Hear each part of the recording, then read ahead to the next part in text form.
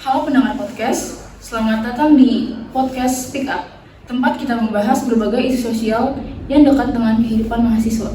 Topik kita hari ini sedikit serius, tapi juga sangat relevan. Apakah media sosial memperparah kasus perundungan di kalangan mahasiswa? Jadi media sosial bisa menjadi wadah berbagai informasi dan ekspresi diri, tapi di sisi lain juga sering digunakan sebagai sarana perundungan atau cyberbullying. Hari ini sudah hadir 3 narasumber kita yang akan berbagi berbagai pandangan. Yang pertama ada saya, tidak. Ya, Putra, saya Taufik. 3 narasumber ini yang akan memberikan kita beberapa pandangan mengenai dampak secara mental dan sosial dari cyberbullying. Baik, untuk membuka, saya mau ke Dida dulu nih. Kamu sempat menyaksikan kan langsung kasus perundungan di media sosial kampus. Bisa diceritain dikit gak sih bagaimana peristiwa itu dan seperti apa peran media sosial di sana? Ya, jadi waktu itu ada teman satu angkatan yang disindir terus-menerus melalui story dan komentar di media sosial. Awalnya cuma bercanda, tetapi lama-lama itu menyerang ke fisik dan kepribadiannya juga. Dan banyak akun anon yang ikut menyebarkan, bahkan sampai membuat meme dari foto si korban ini.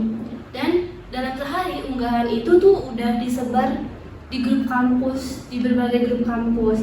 Jadi saya melihat sendiri bagaimana media sosial ini membuat situasi memburuk, seolah-olah semua orang ikut menonton tanpa bisa menghentikannya. Jadi menurut saya media sosial ini benar-benar memperparah kasus perundungan karena jangkauannya yang luas. Wah, itu cerita yang cukup berat ya Nida. Nah, sekarang saya mau dengar nih dari sisi lain. Dari sisi Putra, kamu sempat dituduh melakukan perundungan online kan? Apa sih pendapat yang bisa kamu berikan mengenai anggapan bahwa media sosial ini tuh bisa memperparah perundungan?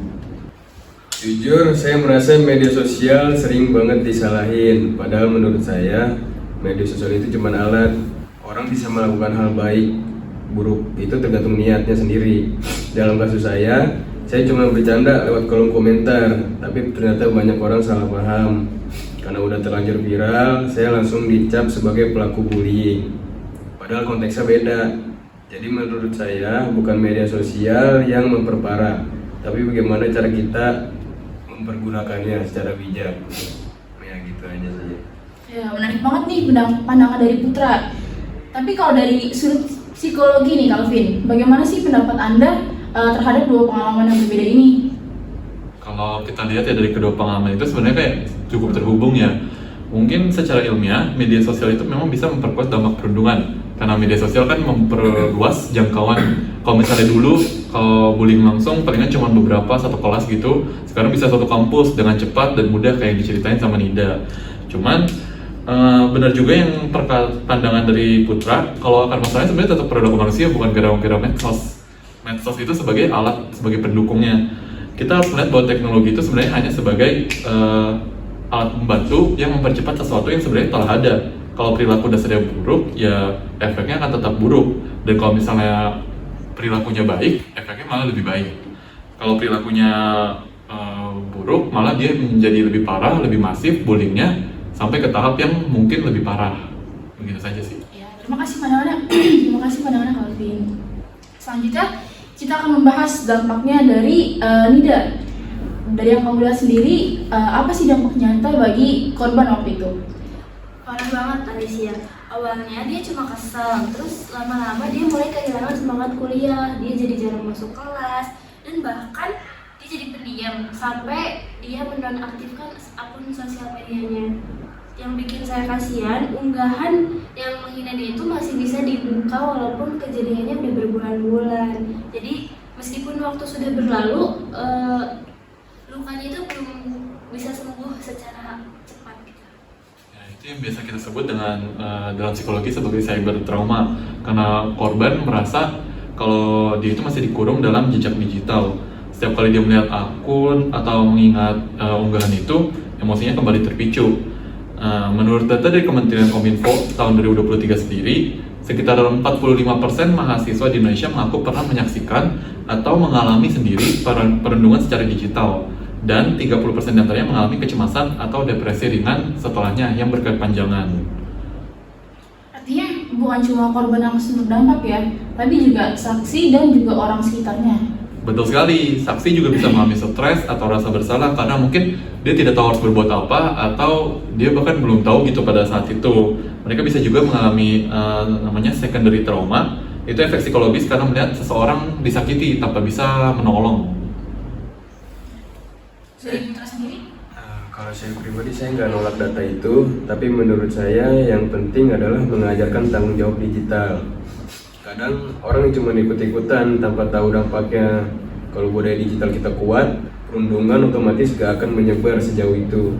Media sosial itu hanya mempercepat informasi, tapi manusialah yang memilih mau menyebarkan hal positif atau hal negatif. Tapi tetap aja Putra, media sosial ini tetap memberi ruang bagi pelaku untuk bersembunyi. Banyak akun anon yang menyerang tanpa bisa dilacak, jadi platform itu punya tanggung jawab untuk melindungi pengguna. Terima kasih ya semua. Dari pembicaraan kita tadi, kita bisa melihat bahwa media sosial punya dua sisi yang sangat kuat. Dari pengalaman Ida, jelas terlihat bagaimana media sosial bisa memperparah perundungan karena sifatnya yang cepat, luas, dan sulit dihapus, membuat luka korban semakin dalam. Tapi dari sisi Putra sendiri, kita juga diingatkan bahwa media sosial hanyalah alat. Dampaknya bergantung pada bagaimana kita menggunakannya dan sejauh mana kita mempunyai empati serta tanggung jawab digital.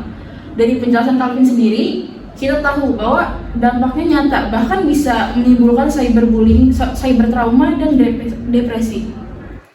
Bukan hanya bagi korban, tapi juga bagi orang-orang di sekitarnya.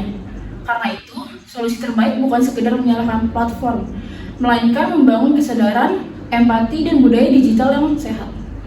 Mungkin sedikit tambahan, media sosial memang bisa memperburuk perundungan jika disalahgunakan, tapi juga bisa menjadi sebuah alat untuk mendukung dan melindungi orang yang kita kenal ataupun yang tidak kita kenal.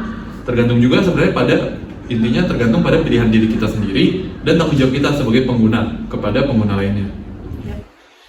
Oke, selanjutnya kita akan masuk ke bagian solusi. Calvin sendiri dari sisi psikologi ya dan pendidikan, apa sih langkah yang bisa dilakukan kampus untuk mengurangi resiko perundungan digital sendiri? Ya, kalau berbicara, kita kan sebagai institusi pendidikan juga ya, mungkin beberapa langkahnya ada 3 ya langkah utamanya. Pertama itu edukasi literasi digital yang kita lakukan sejak dini gitu, sejak awal masuk dunia perkuliahan. Maaf, bukan cuma tentang cara memakai media sosial gitu ya, tapi kita juga paham tentang digital empati, bagaimana memahami dampak emosional dan komentar kita. Kan mungkin selama ini memang institusi pendidikan banyak yang gencar untuk transformasi digitalisasi gitu ya, dan sebenarnya kita agak lupa gitu kalau selain cara menggunakan teknologi, cara menggunakan medsos, kita juga perlu lebih ke arah menekankan bagaimana tentang empati itu, digital empati. Nah, untuk cara kedua, kampus perlu menyediakan sistem pelaporan yang aman dan rahasia. Sistem ini bisa diakses oleh siapa saja gitu dan bersifat anonim juga, dan akan dilakukan pemeriksaan gitu dari kampus sendiri. Jadi kalau misalnya korban atau mungkin teman saksi bisa melapor tanpa takut dihakimi, tanpa takut dicari juga oleh pelakunya gitu. Dan yang terakhir mungkin bangun komunitas online yang positif, seperti forum mahasiswa yang mempromosikan saling dukung dan menghargai. Cuman ya 3 langkah ini kan upaya kita. Sebenarnya yang utama tetap langkah pertama yaitu kesadaran digital untuk kita saling menghargai gitu. Karena langkah-langkah ini seperti langkah preventif. Langkah pertama preventif, langkah kedua untuk menanggulangi apa yang ada gitu. Yang perlu kita lakukan sebenarnya ya semuanya harus kita edukasi, kita tingkatkan kesadarannya untuk peduli sama sesama dan mencegah yang namanya adanya cyberbullying agar tidak muncul gitu. Baik, kalau dari Ida sendiri bagaimana? Saya setuju banget sih kalau waktu itu ada tempat untuk melapor atau berdiskusi, mungkin kasus ini nggak akan jadi terlalu besar ya. Kita sudah hampir di akhir sesi nih. Saya mau minta 1 kalimat refleksi dari masing-masing narasumber kita. Bisa dimulai dari Ida mungkin? Ya, kalau menurut saya media sosial ini kan seperti cermin yang bisa memantulkan kebaikan atau keburukan kita. Jadi kalau kita menggunakan media sosial dengan baik, pasti akan bercermin baik ke kita sendiri kan. Tapi kalau kita menggunakan media sosial ini dengan salah, bisa menjadi kebencian atau menghancurkan seseorang. Makasih Ida. Selanjutnya dari Putra. Saya belajar bahwa kebebasan berekspresi di media sosial harus disertai kesadaran moral. Platformnya netral, tapi penggunanya yang menentukan arah dan dampaknya. Nah, bagus banget nih pandangan dari Putra. Kalau dari kamu sendiri pesan terakhirnya gimana? Ya, seperti yang udah disampaikan juga, kayak media sosial itu netral, dia sebuah cermin. Dia itu mungkin sering kita dengar ya, media sosial itu pedang bermata dua. Itu kalau misalnya digunakan oleh orang yang baik, ya kita bisa memperluas informasi, saling memberikan motivasi. Namun kalau misalnya kita yang menggunakan dengan buruk, ya ujung-ujungnya jatuhnya bisa ke arah cyberbullying. Media sosial itu tidak jahat, tapi juga tidak sepenuhnya aman. Ia memperlihatkan siapa kita sebenarnya di dunia digital. Mungkin banyak orang yang beranggapan kita kan anonim, jadi makanya kita bisa mengucapkan apapun yang kita mau. Kita nggak mengenal orang ini secara langsung, jadi kita bisa melakukannya. Mungkin beberapa beranggapan kayak mereka mungkin bukan manusia gitu. Nah, kasus media sosial ini, dia itu bisa lebih parah karena media sosial, karena lebih ke arah emang sudah ada apinya. Cuman media sosial ini seperti bensin, dia menuang, kalau kita tuangkan malah makin parah, makin besar apinya. Kalau ingin ruang yang sehat dan aman, kita harus mulai dari diri sendiri. Kita harus menahan komentar negatif, menghargai privasi, dan berani bersuara saat menyaksikan atau mengalami ketidakadilan seperti cyberbullying. Baik, terima kasih semua atas diskusi yang sangat bermakna ini. Jadi kesimpulannya, media sosial sendiri emang bisa memperparah kasus perundungan karena efek yang berskala dan anonimitas. Tapi solusinya sendiri ada pada manusianya, yaitu pada literasi, empati, dan tanggung jawab digital. Untuk pendengar podcast Pick Up kali ini, semoga obrolan kita hari ini bisa membuat kita lebih bijak dalam bermedia sosial. Untuk pendengar podcast Pick Up ini, semoga obrolan hari ini bisa membuat kita menjadi lebih bijak dalam bermedia sosial. Sampai jumpa di episode berikutnya. Dan ingat, klikmu bisa menjadi penyembuh atau justru menjadi pelaku. Bye! Bye.